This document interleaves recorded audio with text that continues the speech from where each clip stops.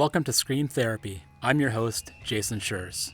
In October of 2018, I found myself in the hospital, sitting across from a psychiatrist who was telling me I had bipolar.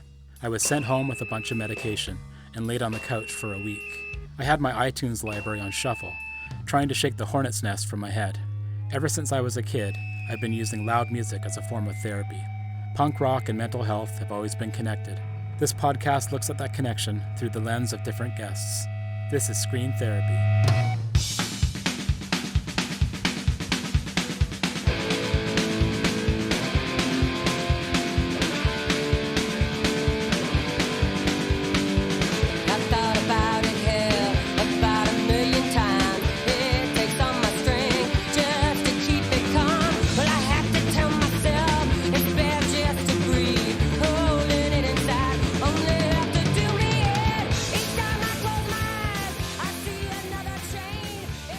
It was soon after my bipolar diagnosis that I picked up Ellen Forney's graphic novel memoir, Marbles, Mania, Depression, Michelangelo, and Me.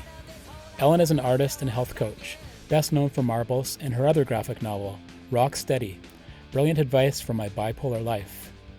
I've learned a ton from all kinds of books about mental health, and I will stand by this. Marbles understood my mental health condition more than any other book I've read. Ellen was diagnosed with bipolar in 1998, shortly before her 30th birthday, and has been stable for more than 17 years. In her books and private health coaching practice, also called Rock Steady, she uses the clever acronym SMEDMERTS to teach her clients routine habits and coping tools to avoid crisis and live happily and healthfully. So what exactly does SMEDMERTS stand for? Let's do this. S is for sleep. M is for meds. E is for eat. D is for doctor. M is for mindfulness. E is for exercise. R is for routine, T is for tools, and S is for support system. Ellen says if you do all these things, you have the best chance at mental wellness. I've followed her advice, along with a few hacks of my own, and I believe it's a huge part of my stability. SMEDMERTS for the win.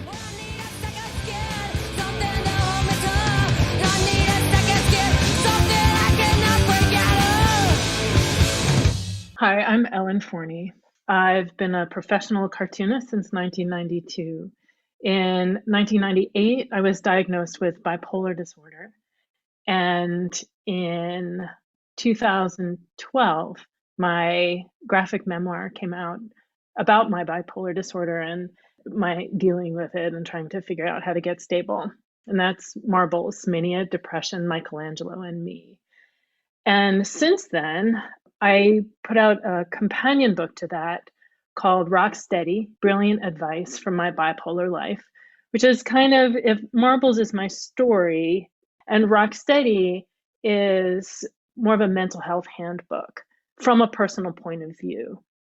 And since then, I started a practice as a mental health coach based on Rock Steady and the stuff that I put in there. And it's been really, really satisfying to be able to work with people one-on-one after putting my stuff out for so many people, but in kind of this broad swath and not having much interaction with people in person. I've been reading a lot about this idea that folks will hit rock bottom, which kind of goes, along with your rock steady, kind of the flip side of it. I'm wondering about crisis, and one of the chapters in your Rock Steady book is the danger zone and how that looks for folks, maybe how it looked for you. So one of the things that I emphasize is that the best way to deal with crisis is to not get into a crisis. That sounds obvious, but it's not easy, but that's sort of the aim for what to work on. So in Rock Steady, the premise is that taking care of yourself is this holistic system of considering, and I came up with this with the acronym SMEDMERTS, which is supposed to be silly.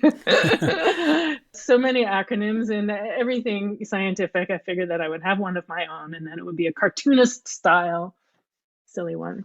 But it does mean actually something that I believe seriously, which is, and SMEDMERTS stands for sleep, meds, eat well, doctor, therapy, mindfulness and meditation, exercise, routine, coping tools, and support system. all of those things come together into how we take care of ourselves kind of all the time. And along with that comes a lot of self awareness and being able to know when it is that we might be getting into danger territory, whether it's because of a situation that's going on, or if it's something in our own life, or if it's something just because we're bipolar or have any sort of mental issue, mental disorder, just because our brains are finely tuned and they can be kind of quirky. And so to know what those symptoms are, or like what those signs are, I guess, when you might be heading into a danger territory. And then to really pull back and say, okay, now I have to make sure that I get enough sleep. Have I been eating well? Have I been doing meditation? Have I been doing my routine, and really kind of like buckle down on those things? It doesn't necessarily mean that you'll avoid a crisis, but the idea is to have enough different ways that you take care of yourself that it will decrease the possibility that you'll go there, and have the tools ready if you start heading into that territory. And so once it gets beyond that, I think, once you start revving to the point that those tools can't work anymore, then it gets into other territory, like, do you take yourself to the hospital? What support system do you reach out to? Do you reach out to your doctor? That is beyond the scope of what I do personally. The crisis part, for me, it's okay, how can we stay steady so that we don't get there? From my experience, I was blindsided by it. I had no Mm-hmm. idea. I really wasn't expecting to be in the hospital or to be coming out with huge depression, huge mania. I was blindsided. And so I'm wondering, when you first went through a mental health crisis, what was your experience? Generally, around the time of diagnosis, that's crisis. That's the reason that I have this whole philosophy system of avoiding that.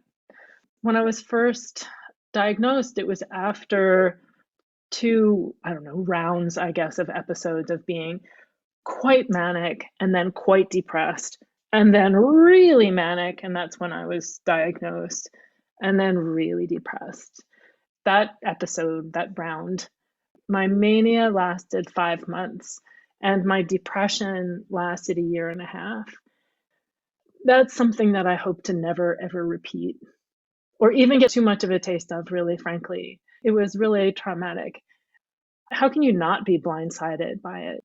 It's really intense, and it always feels like, should we sing this? It always feels like the first time. In a lot of ways, it feels really familiar. Even when I was in that deep depression, I was like, oh, this, and realized that I had had smaller depressions throughout my 20s. So there was a way that it was familiar, but just the profundity of it, just the deepness of it was really intense. Yeah. Do you remember the warning signs leading up to that? Or were you just in it?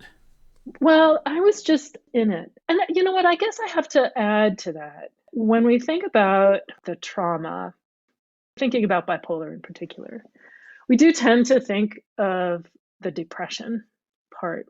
I guess it's easy to kind of forget how traumatic mania is too.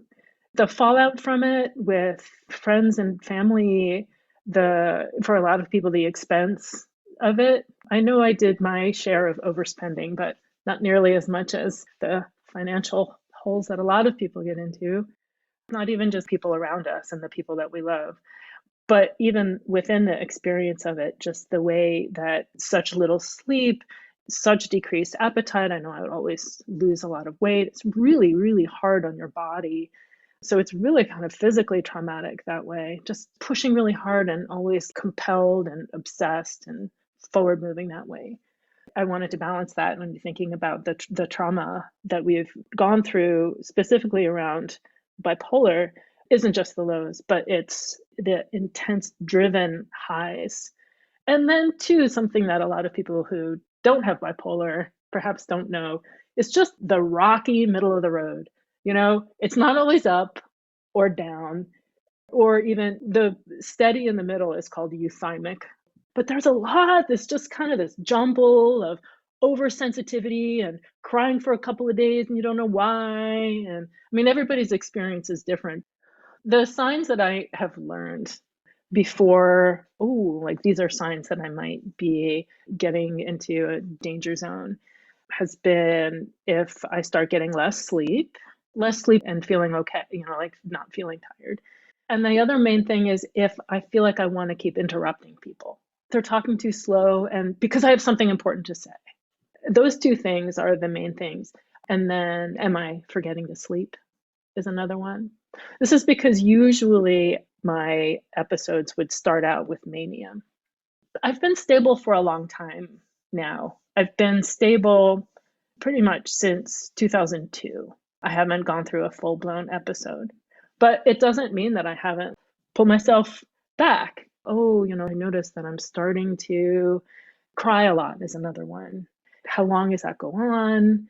What do I need to do? Perhaps tell my doctor, perhaps just make sure that I get very regular sleep. Those would be some of the warning bells for me.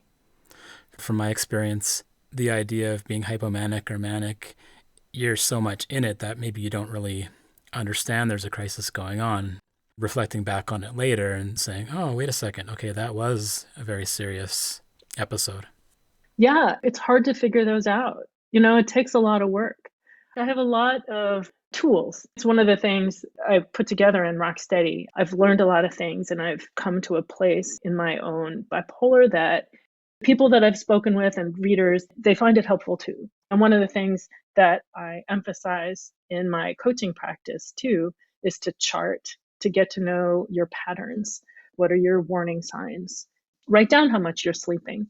Good chance you're not noticing that you're sleeping less and less. If you're writing that down every morning, then you would notice that. How are you eating? And so just making it as easy as you can so that you can just check boxes. Learning your patterns really will help a lot in making it not seem like it's coming out of the blue. Do you consider mental health breakdown and mental health crisis as being the same thing? Breakdown and crisis. What do you think? What do you mean when you say that? Well, it's interesting because in my writing, I was using the term breakdown. I broke down, I got broken, I fell apart, whatever you want to say. It was more of a visual thing. I could picture something breaking in half. But now I don't like to, but the phrase crisis seems to me to be more accurate because a crisis is a very urgent, scary situation, whereas a breakdown just feels like something's just crumbling. There's no real resolution or fight to it. Yeah, no, totally. No, I think so too. Some people might look at that kind of thing and say, that's just semantics. It's just words. It means the same thing. But it makes a huge difference. I mean, it's a psychological thing, like the difference between a garbage man and a sanitation worker. They have very different connotations, and you kind of relate to that idea in a different way. And for sure, it works counter to your healing to think of yourself as broken, as opposed to, okay, here's something that I need to figure out how to deal with. How can I get beyond this? I mean, I was a psychology major dealing with psych stuff. I think it makes a huge difference. Instead of saying that it's hard, I'll think it's challenging. It's a similar idea. It's just there's an inherent suggestion that it's something to deal with, something that you have the power to brainstorm and troubleshoot and get beyond or get around or get under, or like however it is that you can hold that and move forward, rather than bumping up against something or falling apart. Let me know what you think about this, but I actually think that the manic side is also a form of depression because the symptoms that I have when I'm hypomanic is just as awful. It's just as tiring. Mm-hmm. Totally, totally. Well, it's interesting that you say that because I've said that for a long time, that there is actually a lot of overlap, that we have a tendency to think of it as bipolar. They're totally different. But that sense of feeling kind of fried or the anxiety or the kind of that goes along with both of them, really. Sleep is weird. The experience of feeling like it's beyond your control. When I was working on marbles and manic and turning from writing from the point of view of I was a pain in the ass to having more compassion with myself. And some of that came from I did interviews with everyone who was in it, my friends, my family. It's one of the reasons that the process of doing it was so intense and amazing and difficult and learned so much. But it was a friend of mine, one of my closest friends. I said something about how much of a pain I was when I was manic, and I'll never forget it. She looked at me and said, "But you could really command a room. You were really fun." And I realized that there was that aspect too, that it was okay if I accepted those sides that weren't actually completely inaccurate, you know, that I was funny, that I did have a certain charisma, that I did have a certain heat. It came along with a lot of detrimental stuff that were totally interrelated, like flip sides of the same thing. Being able to tell a story amazingly, but also not letting anyone else speak, that kind of thing. And presenting myself as really fun, but not giving anybody else the room to be themselves, pushing people away that way. But recognizing that there was a side that was okay was a big deal to me. Coming from a friend of mine and just the look on her face. And part of it was that I was criticizing myself. But part of it was actually an aspect that I wasn't expecting of somebody who was close to me looking at me from the outside. And this is one of the reasons that I was interviewing people like, this is my experience of April 6th, 1997. What was your impression of me then?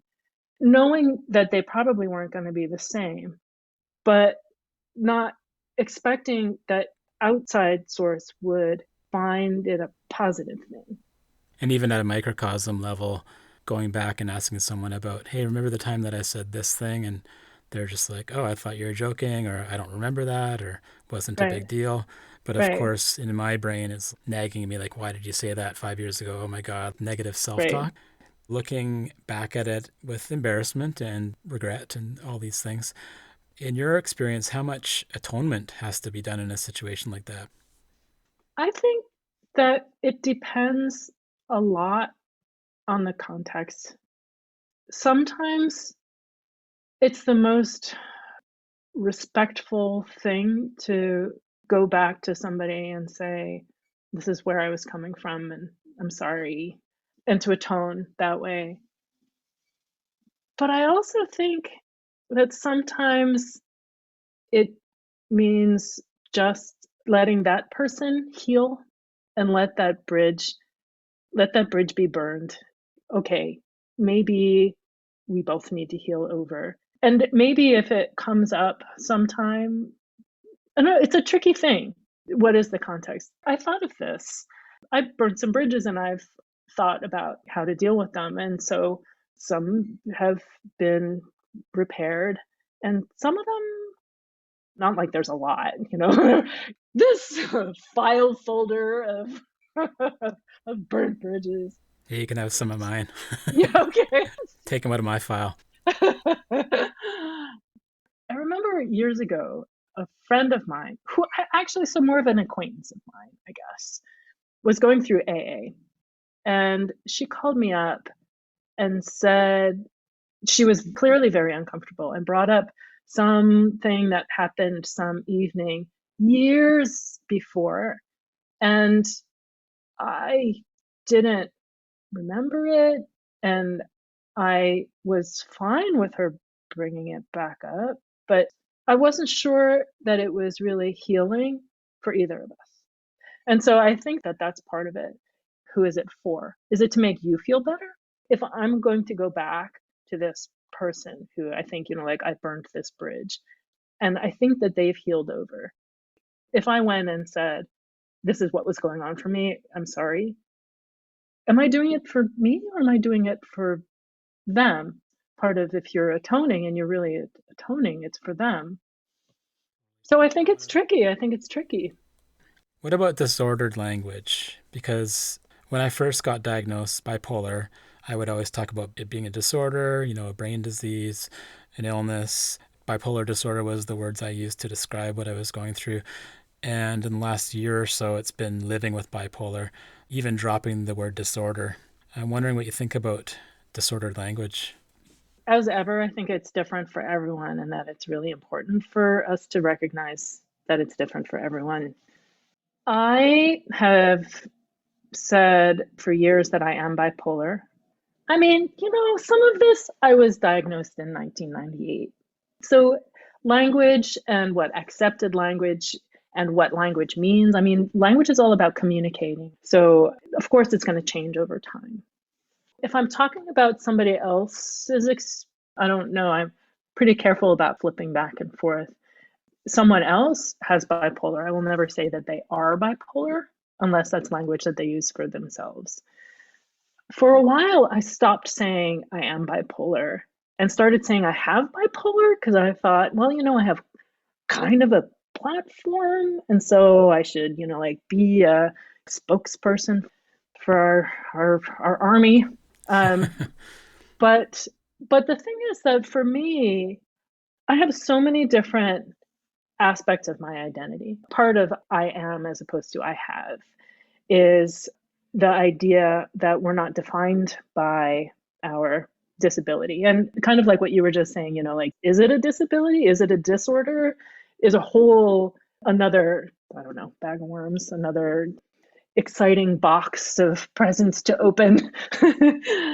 But because bipolar is so much a part of who I am and the decisions that I make. I mean, every night I go to bed at a certain time and I keep this routine and I take my meds in the morning and at night to take care of my bipolar. And so it's a part of me, the way that, identifying as a woman is a part of me, identifying as queer is a part of me, as a daughter and nearsighted and a swimmer and like all these different things. None of them define me. They're all important parts of me. I connect with that more than I have bipolar because I don't feel like it's something apart from me. It's not this thing that I carry around. It's not this thing next to me. It's me. It's me. Yeah, and a lot of folks are afraid that by taking meds, they're going to lose that creativity and spark, which obviously isn't the experience for everybody, but is the experience for some.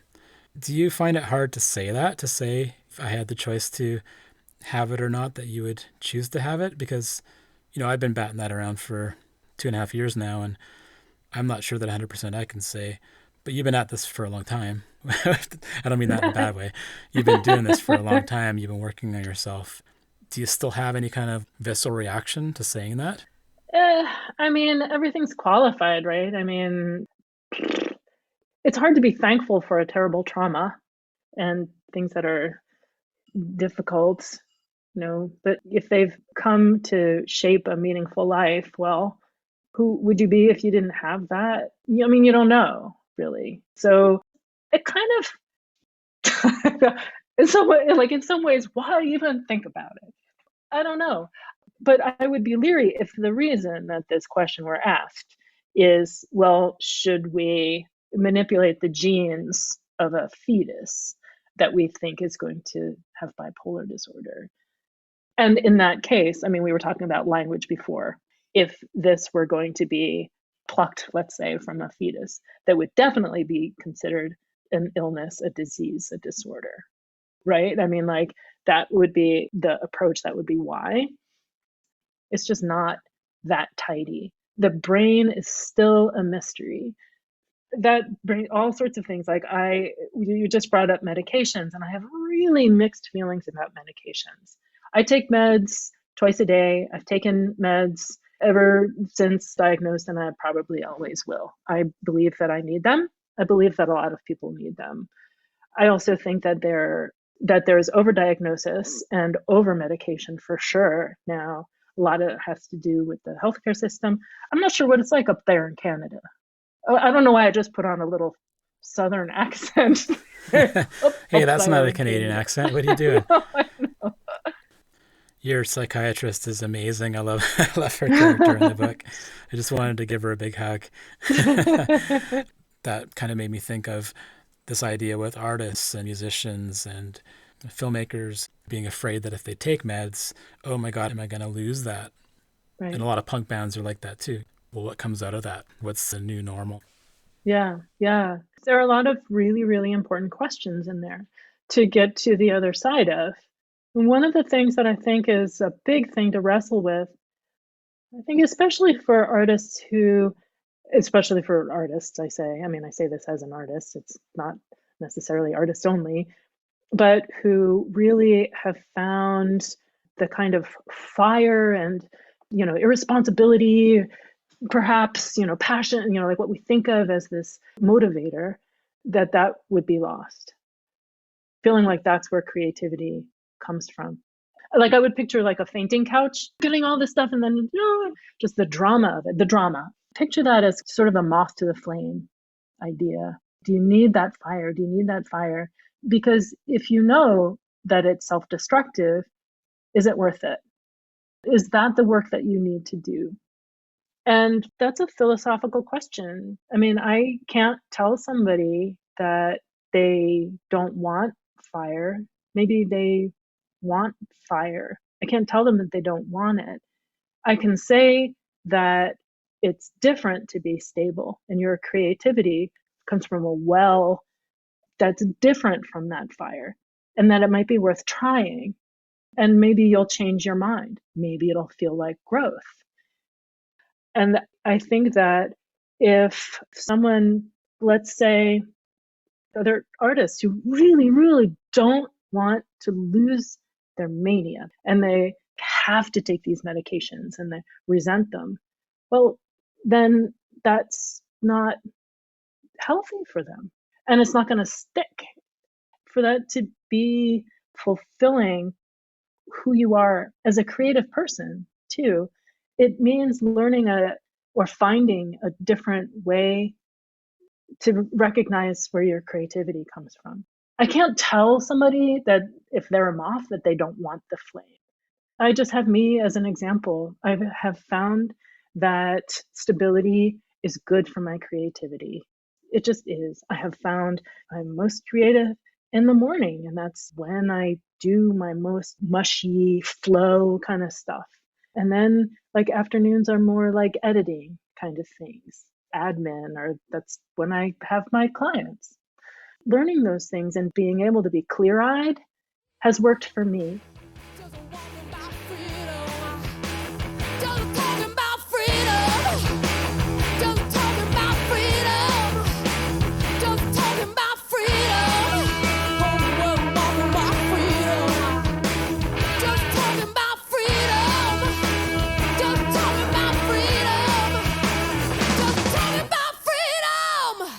Thanks for listening to the latest episode of Scream Therapy. I'm coming to you from Powell River, a small coastal town in British Columbia, Canada, on the traditional territory of the Tla'amin Nation. Doing this podcast and talking to other folks living with mental health challenges has been a huge part of my journey. It means the world to me that you're out there listening. You can sign up for my newsletter and find more episodes at screamtherapyhq.com. That's screamtherapyhq.com. I'm looking forward to hearing from you. Let's talk punk and mental health. Thanks again for listening. Until next time, take care and be well.